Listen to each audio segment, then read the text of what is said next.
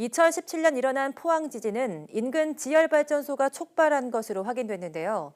정부 조사연구단은 이번 지진의 분석 결과를 바탕으로 전 세계 지열발전소의 위험관리 체계를 바꿔야 한다고 지적했습니다. 이동은 기자가 보도합니다.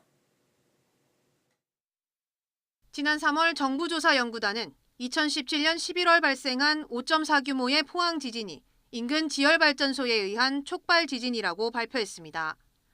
자연지진 직전 상태의 단층 사이로 지열발전소가 주입한 물이 흘러들면서 이른바 방아쇠를 당겼다는 겁니다. 연구단은 현재의 지열발전소 관리 체계로는 포항 지진과 같은 위험에 대처할 수 없다고 지적했습니다. 전 세계 지열발전소는 물을 주입하면서 지진 상황을 확인하는 신호등 체계로 위험을 관리하고 있습니다. 당시 포항은 2.0의 지진이 발생하면 압력을 낮추고 2.5 규모의 지진이 나면 물 주입을 멈추는 기준을 적용했습니다. 하지만 이 방법은 실제 단층의 위험 변화를 반영하지 못했습니다. 포항에서 주입량을 기준으로 할 때 아무리 크게 나도 3.7 이상은 날 수 없다.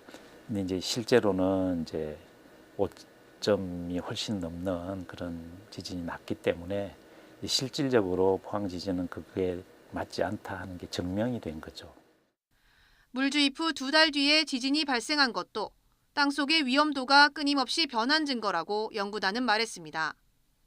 오퍼레이터 입장에서 물을 넣고 줄이고 압력을 줄이고 이런 이제 위험 관리 체계였다면 지금은 이제 영향을 받는 쪽의 입장에서 어떤 위험이 사전에 있었고 어떤 위험이 시간에 따라 바뀌고 있는지 이제 이런 것들을 기반을 해서 관리 체계를 만들어야 된다.